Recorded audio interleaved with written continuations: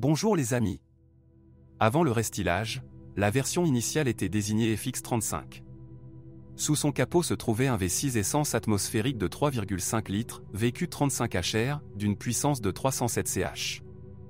La modification FX37 était équipée d'un V6 essence d'une capacité de 3,7 litres, VQ37VHR, et d'une puissance de 333 ch. Le FX50 haut de gamme est équipé d'un V8 de 5 litres, VK50VE, développant 4 cents CH et 5 cents CNM de couple. VQ37 est basé sur VQ35.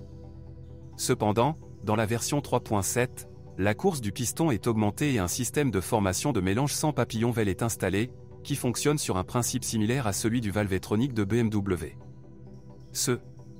Le réglage de la composition du mélange est effectué à l'aide d'un mécanisme permettant de modifier la course des vannes et des déphaseurs sur les deux arbres.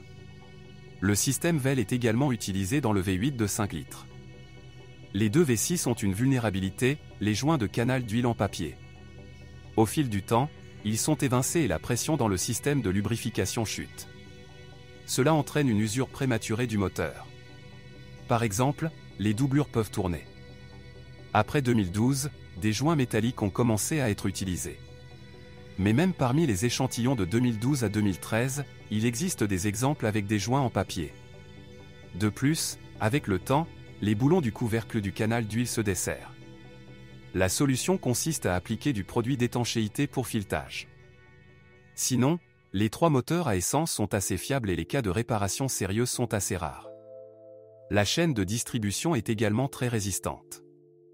Mais le radiateur d'usine est vendu après 150 à 200 000 km. Avec l'âge, les joints des couvercles de soupape commencent à morver et de l'huile apparaît dans les puits de bougies d'allumage. Dans la deuxième génération du crossover sportif, il y avait également une place pour un moteur diesel. La version FX30D est apparue sur le marché en 2010.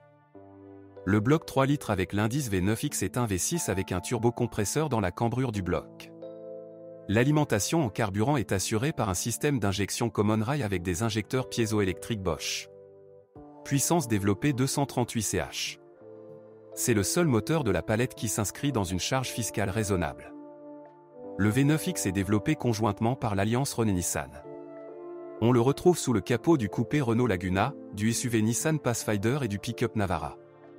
Cependant, le moteur Infiniti diffère par le bloc, le vilebrequin, le collecteur d'admission, le système d'injection, le turbocompresseur, le pot catalytique, la soupape de recirculation des gaz d'échappement et le carter d'huile. Aucun dysfonctionnement critique du turbodiesel de 3 litres de l'Infiniti FX QX n'a encore été identifié. Tous les moteurs sont associés à une transmission automatique à 7 vitesses Jatco Reset R01A. La boîte est pratiquement indestructible. Les cas de réparation sont isolés. Parfois, un changement brutal et pas toujours opportun devient une préoccupation. La maladie est généralement éliminée après mise à jour de l'huile et du logiciel de la box. Le système de transmission intégrale intelligent ATSA ETS répartit le couple dans un rapport de minuit une en faveur de l'essieu arrière à 50-50. Par défaut, l'Infiniti FX est entraîné par les roues arrière. Le système d'embrayage central actif est bien connu de la Nissan Skyline GTR. Les éléments de transmission sont assez durables. Après 150 000 km, les cils en bloc de montage de la boîte de vitesses arrière sont restitués. Le problème est particulièrement pertinent pour les amateurs de conduite dynamique. La suspension est dotée de doubles triangles trapézoïdaux à l'avant et d'une configuration multibras à l'arrière. Les versions au sport avec l'indice S étaient équipées d'un système CDC, qui contrôle électroniquement la rigidité des amortisseurs adaptatifs. De plus, l'essieu arrière a reçu un contrôle RAS actif, il fait tourner les roues arrière selon un angle allant jusqu'à 1 degré. À 100 000 à 150 000 km, les rotules des bras de commande avant sont usés. Les blocs silencieux des bras de suspension avant durent beaucoup plus longtemps que ceux habillés, en règle générale, n'ont pas le temps de vieillir, puisque le bras est remplacé lorsque les billes s'usent. Les blocs silencieux des leviers de l'essieu arrière durent jusqu'à 150 000 à 200 000 km. Les amortisseurs avant dureront plus de 100 à 150 000 km et les amortisseurs arrière dureront plus de 150 à 200 000 km.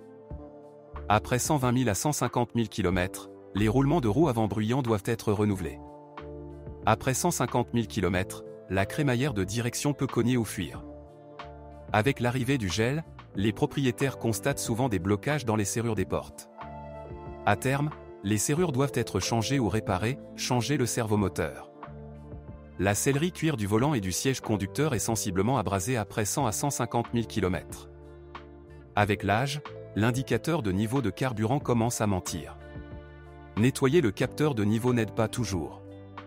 Le plus souvent, c'est l'unité de confort située dans la console centrale qui en est responsable.